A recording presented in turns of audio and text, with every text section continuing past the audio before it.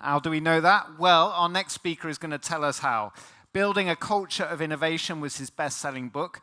Please welcome to the stage advisor to CEO and boards on innovation strategy, leadership, culture. Please welcome Cris Beswick. Welcome. Enjoy, Cris. Thanks. Wow. Good morning, everyone. One of the challenges about being a speaker is how do you stand in front of an audience like you and deliver something that's equally as powerful as what you've heard today. One of the things that I'm really fortunate about being able to do is I get to stand on the shoulders of giants. And the giants that you've heard from this morning, I genuinely want you to take away the stuff that they've said, the way they make you feel, the thoughts that they might have sparked in your mind. Take them back and reflect on them and use them with your team. And the same advice goes for every speaker, every masterclass, every workshop that's being put on over the next few days. Take your time to soak it up. These are rare days that we get out of our businesses to reflect and to soak up and to think about different ways that we can work and to use language that reflects back on what Mark just said, to think about different ways that we can shape the future. And what I want to talk to you about today is some of the work that I do with CEOs and boards around the world, fundamentally designed to help those organizations shape the future. And as Ben just said, I want to do that through the lens of people and culture and genuinely being human-centric and human-centered. And yes, AI is important, and yes, it might very well change the world and be one of the technologies that really advances us further than anything else has done in the past. But what we must never forget is that at the center of all of that is people. And at the center of our organizations is people. And right at the center of what we should be doing in our organizations is doing stuff for people. So technology like AI should be used as an enabler. It's not about technology instead of humans, it's about technology and humans. I'm really fortunate, and I can't take all the credit. I had two amazing co-authors that helped me write this book. And it's stuff that I'm going to share with you from this book today. So there's some of the frameworks and the tools and the things that we talk about in the book that I think are directly relatable to you as brand owners and marketeers and as leaders that will help you try and build the right kind of culture in your organization. I think my good friend, Dr. Hussein Goulet, should be in the... There he is. So Hussein is a good friend of mine. He was absolutely instrumental. It makes me really proud standing here in Istanbul to say that a few years ago, Hussein was instrumental in helping us get the Turkish translation of the book done. And I was really fortunate enough to speak at Turkey Innovation Week a few years ago where we launched it. So it's stuff from the book that I want to share with you today, and some other thoughts that I have on the wider subject about what it means to be human, what it means to build organizations that put people at the center. Why I want to do that is I think, and I don't just think, I have a concern that technology like AI, if we don't use it correctly, it will strip away, slowly and subtly and maybe subconsciously, it will strip away what it means to be human. And it will strip away what it means for organizations to be truly human, truly people-centric. And what I want to try and do is combat that today and give you some tools and some thoughts that might just help you put the human back into your organizations. As you've heard from the title of my book, Building a Culture of Innovation. So my life and the work that I do is built around helping organizations around the world drive innovation. And more importantly, build the right kind of culture for innovation. Now, this is a really poor statistic. But if I'm being selfish, I don't want the statistic to change, because this statistic says 84% of senior leaders and CEOs and executives say that innovation is critical and it's crucial to the success of their organizations. Many of them placing innovation in the top 3 things that their organization needs to do. And some of them even putting it as the number 1 capability that they need to build. And then this little number on the right here is the number of those same CEOs and executives who are happy with their ability to drive innovation. Now, if innovation's really critical, why haven't we bridged that gap?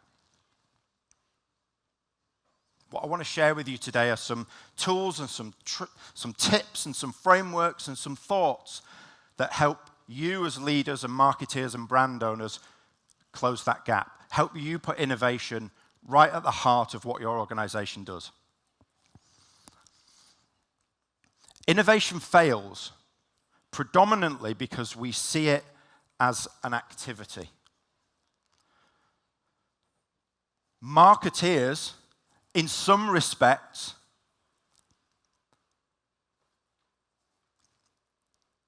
are slightly guilty in devaluing the word innovation.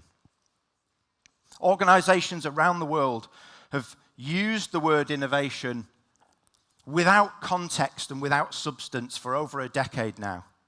We've had innovation put onto the straplines of organizations. We put innovation in our strategy documents. We talk about innovation on our websites.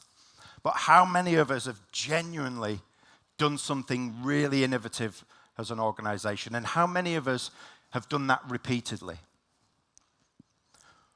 What I want you to start thinking about is innovation is an effect. It's not a word that we can use. The stuff that we do isn't innovative just because we put the word innovative or innovation as part of the packaging or the marketing material or the advertising. Something's innovative when it shifts the needle. Something's innovative when our customers like what we do so much that they say, wow. That they say, what this company's just done is so amazing, it's so different, it's better than what was there before, it's way better than the competitor's products. It's absolutely incredible. When customers react to the things that we do, they tell us whether things are different enough. They tell us whether things are innovative enough. And that's what we should be striving for in our organizations. It's too easy for us to self-profess what we do is innovative. I'm going to play a little video now. If any of you have seen Wankonomics, I'm going to play a little video, and the same applies to innovation. So let's have a little bit of fun. Hopefully the volume's loud enough. I'll play this and then we'll move on. All you need to do for your purpose statement is write down these exact words. Our customers are at the heart of everything we do. Okay, that's it. Our customers are at the heart of everything we do. I mean, after all, that's what British Airways does. Yep. And Barclays also is there. And HSBC uses that exact same phrase as well. So. Yeah.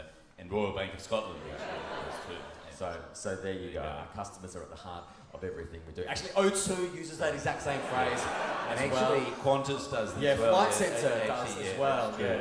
And also, Scottish Power uses that exact phrase as well. And Goodyear Tyres, weirdly, uses that phrase. And actually, Uber Eats does as well.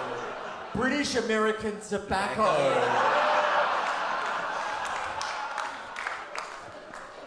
Lockheed Martin. Even Wankonomics Consulting Solutions. So, tongue in cheek, right? The reality is true for innovation. The amount of organizations I see that self-profess how innovative they are, and yet their products and their services and their experiences are exactly the same as the next competitor. So what I want you guys to really embrace is, how do we genuinely build innovation capability in our organization? How do we shift And how do we use marketing and customer connection and all of the things that you've heard about this morning to really reinforce the relationship that you guys have with your customers in order to genuinely be able to solve problems with them, not for them, and genuinely be able to innovate with them, not for them. And there's a couple of things, there's a couple of reasons why that's important. We've got to invite customers to be partners, not recipients of what we do. That's going to make it way easier for you to get people to buy. You're not then having to try and convince them that they need the product that you've created. They will have co-created that solution with you. They become partners, not recipients. H2H marketing, human to human, building that connection means building relationships for co-creation. Remember what JP said earlier? He talked about the conversation that you have with them and dialogue that you need to have with customers. Genuine collaboration. Innovating with customers, not for them. And we've heard a lot this morning about the power of empathy. And empathy is one of the core components that we need to build more of in our organizations. Think about the whole subject that Mark just presented to you. Imagine a world with way more empathy in it. It's the opposite of conflict, right? So, human to human wins, and with rather than for wins. When we co-create, when we build customer-centered organizations, when we co-create, our organizations become what I call learning machines. What do we need from as organizations when we want to completely change what we do and how we do it and why we do it and build better things for people? We need intelligence, we need data, we need insight. We need to understand the problems and the pains and the challenges that customers face so that we can build and create solutions for them. But building amazing companies like that is deeply emotional. I'm going to share with you what I call the 3 emotions of business in a minute.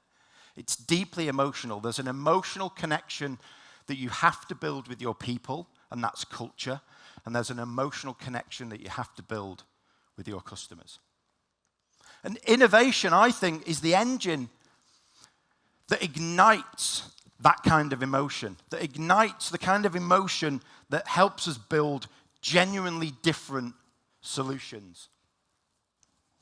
If you're going to read a book about culture and about building a phenomenal organizational culture, read Everybody Matters by Bob Chapman. Caring is contagious. When people feel cared for, it inspires them to care for others. When the people in your organization genuinely believe, and not just believe, they know that you as an organization absolutely care for them, that you as a leader, as the CEO, the executive team, absolutely care for every employee in that business, they will start to care for others, and the others are your customers. What was the name of the company this morning? The Gettle. That is exactly what the guys did at Gettle. Care for our people, build an amazing culture, and they will care for our customers. Now, put that in the context of innovation. If we care for our people and we build brilliant cultures, and they can connect to our customers, imagine how genuinely innovative your organizations could become. 3 emotions of business. The first one is love, something we don't talk about in business enough, something senior executives don't talk about in business enough, and certainly something 50-odd-year-old male executives don't talk about enough. Love. If our people, like Gettle, don't absolutely love what we do and why we do it, why the hell are they going to care about our customers? Figure out how to build an organizational culture where everyone loves coming to work, where everyone loves what you do and why you do it. Because the next thing that you'll get is this. the next thing you will get is desire. You'll start to be able to build solutions and products and experiences that your customers don't just want or need, that they desire. This is what JP alluded to earlier. When Apple launches their next product, people desire them so much they're willing to camp out in tents on the street in front of the Apple store to be the first to buy that new product. That's desire. That's what we want to build in our customers, because the more our customers desire our products, the less likely it is that they're buying a competitor's. And that brings me to the third emotion of business. We never want to say or do anything bad to our competitors, but what we do want is an emotional reaction, because then we know we're winning. This isn't about our competitors saying, I just don't understand why these guys are selling more products than us. This is about your competitors saying, how the hell are these guys doing that? We have the same product, it's the same price point, it's on the same shelves in the supermarket, but every customer buys theirs, not ours. How the hell are they doing that? Well, they're doing that because they've built an organization where people love turning up to work and love solving customer problems, and that means they're building solutions and products that people really, really, really want. That's where innovation comes into the mix. Love, desire, and envy is delivered by innovation. By you understanding customers so well and so deeply that you understand their problems better than the competitor. Because the road to competitive advantage starts with you knowing your customer better than them, and you knowing the problems and the issues that they have better than them and deeper than them, and then having the capability to innovate, the capability to build solutions faster and better than your competitors. But it requires a few ingredients. It requires empathy. It requires authenticity. It requires trust. It requires you as an organization to be really curious. Requires discovery, so you've got to get out there and test things and experiment and try new things with customers, not for them. And it requires co-creation. Only when you build the right kind of organizational culture and you put innovation genuinely at the heart of that, will you be able to tap into all of those ingredients, and only then will you start to build the capability to be genuinely innovative. The best way to predict the future is to invent it. There's several attributions that you find on the internet. Some say it's Drucker, some say it was Gabor, some say it was Alan Kay. Either way, we've all heard that phrase. The best way to predict the future is to invent it, and the best way to invent the future is creatively. The best way to invent the future is through innovation, is through building the capability to be genuinely innovative. And one of the frameworks in the book is this. It's what we call the innovation system, a high-performing innovation system. And there's 5 things in there: strategy, processes, management, leadership, and culture. For anyone that's interested, I'm happy to send you more information. Just reach out, and I'll give you a really in-depth overview of what all of those different things look and feel like and what you've got to do. But without building clear strategy, clear process, really engaged management who can bring innovation alive on a day-to-day basis, great leadership who own the innovation agenda, who genuinely build belief and love into the organization like Gettle, and then a culture that loves what it's doing, that genuinely wants to solve things for customers, that genuinely wants to do things differently and shape the future. Unless all of those things are built in harmony, it's really difficult to drive innovation out of that. So, a couple of things, some tips for you to overcome those challenges. Transformation's about mindset and behavior. It's not about transformation as a project. The middle management layer of your organization, for all the leaders out there, the middle management layer of your organization, they are your culture enablers. It's your job as leaders to figure out how you enable the middle management layer of your organization to bring innovation alive on a day-to-day basis. So figure out as leaders what you've got to own to allow your managers to drive innovation on a day-to-day basis that then allows all of the rest of your employees to contribute to innovation on a day-to-day basis. I'm going to skip this one because there's loads of examples of brilliant organizations doing brilliant things around marketing and voice and aligning with customers. Loads of examples of that today. So my challenge to you is embrace the emotional side of business. Shift to with, not for. Design your organization's innovation system. Build a truly innovation-led culture. Stop talking about having to react to the future and start to shape it. And what's the risk? Well, as Erin Hansen, the artist, said, what if I fail? Oh, but my darling, what if you fly? Thank you very much. Thank you. Thank you, Cris.